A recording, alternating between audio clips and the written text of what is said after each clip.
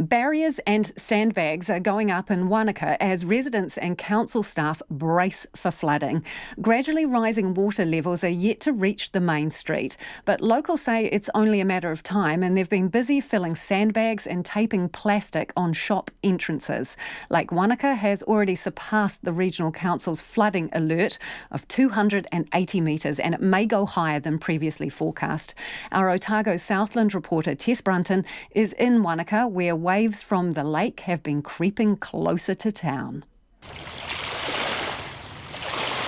Local fish and chip shop, the Catch Wanaka, had only been open for a few days when the flood warning started. Instead of preparing for the restaurant's first summer, manager Johnny Shea says they were filling up sandbags, taking equipment out and waiting for the water to rise. We keep thinking that from about 3 days ago that it's going to be here today, and it still hasn't. So, I mean, it's quite morbid really, but it's almost like a slow death really, you know.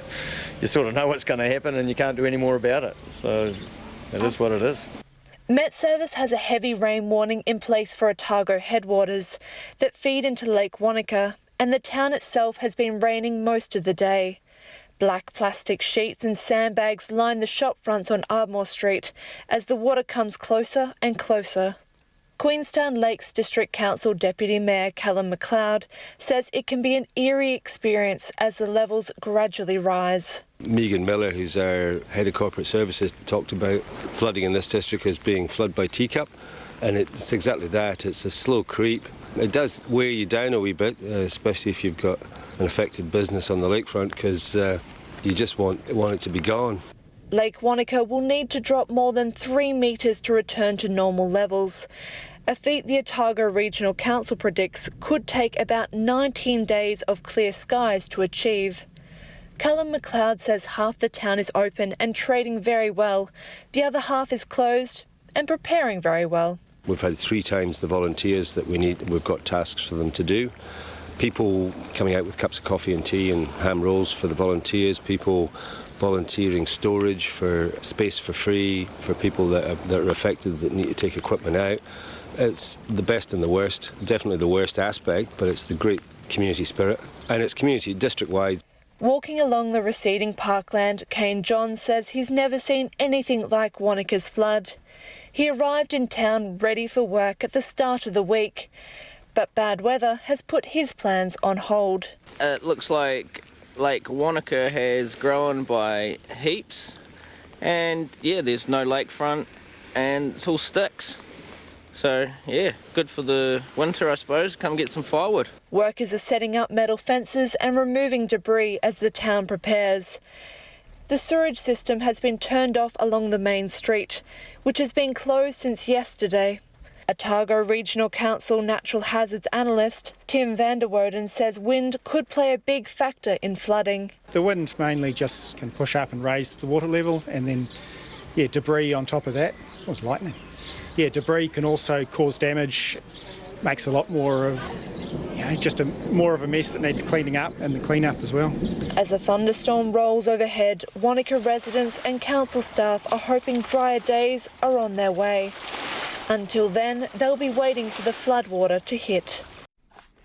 And our Otago Southland reporter Tess Brunton is in Wanaka and joins us now. Tess, how's the weather been there today? It hasn't been a particularly good day. We have had rain most of the time in the town, including some that's been quite heavy. And Met Service has also had a heavy rain warning in place for the Otago headwaters that feed into Lake Wanaka. So it has been very damp, and it means that all the staff, the council staff and residents work in sandbagging. I've heard that there's been thousands of bags that have actually been created and then put into the different entrances to shops, particularly along the main street, Ardmore Street. There's also been a lot of work being done to clear debris around the Wanaka lakefront. One contractor told me that yesterday they cleared 7 truckloads of debris. Although when you got there this morning, you couldn't tell because there was so much that had returned. Now, this debris is also, there's a bit of a concern that if there's any wind, that will just be hurled towards the buildings and what impact that could have. So it's been an interesting day, especially with the amount of rain that is still forecast.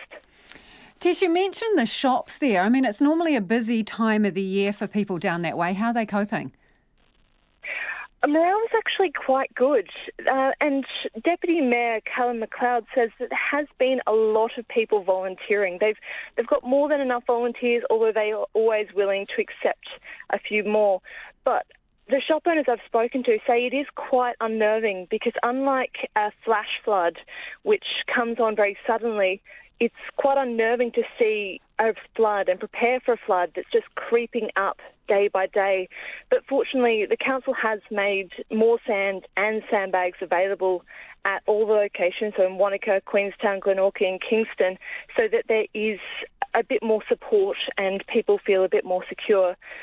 In the town itself, we've actually still got Ardmore Street, and it's remained closed, and it's likely to remain closed until the flooding has come and gone. At the moment, there is no water that has actually reached Ardmore Street, but that looks like it's probably going to be changing in the very near future, either later tonight or into the weekend. And it's not just Wanaka that's on high alert. Queenstown is also, there's some concerning water levels. It's just below the regional council's flood alert, so there will be people paying a lot of attention and monitoring those levels to make sure that there's not the flooding. But otherwise, it's really just a waiting game down here in Wanaka. Thanks, Tess. That's Tess Brunton joining us from Wanaka.